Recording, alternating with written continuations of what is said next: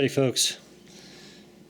You know, a lot of reviewers get a product in and they gush over it and it's the latest greatest blah blah blah. I was looking online, I saw this Logitech keyboard, $60. It's like, oh yeah, those are nice fonts. Cool, looks nice. I actually like the fonts a lot. Okay, well we'll give that a try. It's got Romer G switches, which I've never used before. And so I get this thing in. Now, I'll just say right off, it's possible it's fake. It feels fake. I mean, this is a Logitech, which I mean generally aren't this bad, but these keys are scratchy. Let's see if we can see. See if you can hear that. They wobbly, scratchy. There's no clear activation point. Some keys are higher activation than others.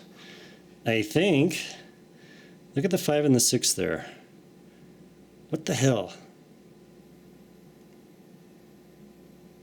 They're like spaced differently, or I swear the 6 looks higher than the 5. Full plastic build with a built-in reverb tank so you can hear the ping.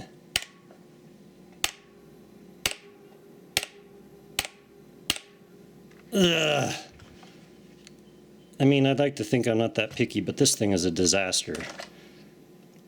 Hopefully it's fake. If not, this is the worst keyboard I've ever used for $60. Rubber dome, membrane keyboards are all better than this thing.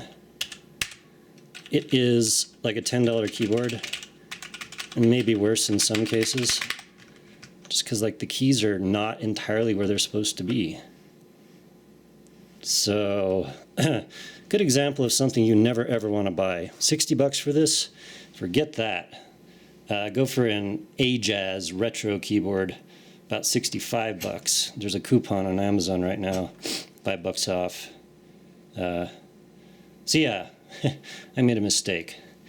This is going to go back, and I'm going to get a nice Ajaz retro, which is white, but I mean, at least you can type on it without your fingers like not knowing where the heck they're supposed to be, not knowing where the activation points are. You have to slam these things down, pinging all day long.